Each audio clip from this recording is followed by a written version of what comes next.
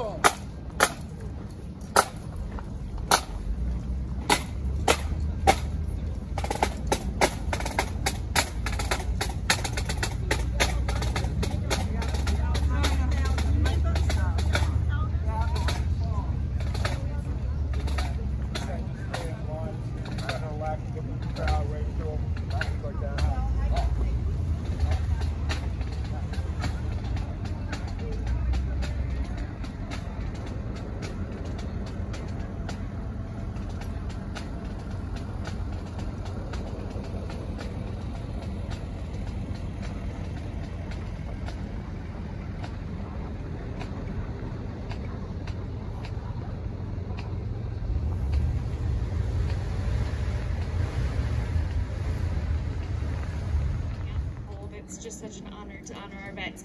I'm Marissa with Congressman Rosendale's office, and I just have a letter from the Congressman to read. Dear friends, on Veterans Day, we honor the men and women who served America in defense of freedom at home and abroad. Millions of veterans who have fought in every war, from World War II to the War on Terror, have come home with emotional and physical scars that will never fully heal. I write this letter in gratitude for the enduring sacrifice they and their families have made on our behalf. More than 100,000 veterans and service members call our beautiful state home, making Montana a leading state in service members per capita.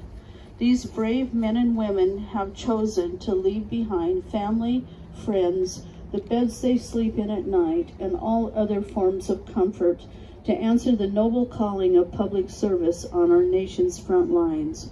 Over time, thousands of these men and women would never return to the people or places they called home. May we always remember what those heroes sacrificed for you and I. As we bless the United States of America, sincerely, Steve Daines, United States Senator. Thank you, Julie. Montanans have a long and proud history of serving in the armed forces, and these brave men and women are what make our country the greatest in the world. But as we all know, freedom is not free. That's why we are honoring them is more than just saying thank you for your service. It's about ensuring they get the care, benefits, and respect they earn. Future veterans for keeping us free. Happy Veterans Day. Thank you. John Tester.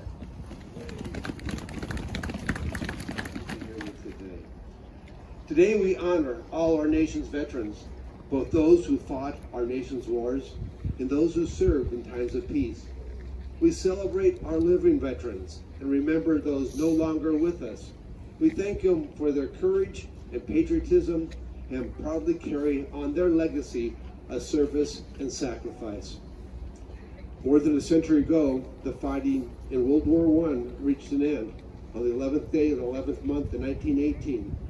As a means of honoring those who served in World War I, President Wilson proclaimed November 11th as Armistice Day. In 1954, President Dwight Eisenhower changed the name to Veterans Day and dedicated the event to all veterans of all wars. This day was given a new name, but not a new purpose, to recognize those who stand up and step forward and serve with honor.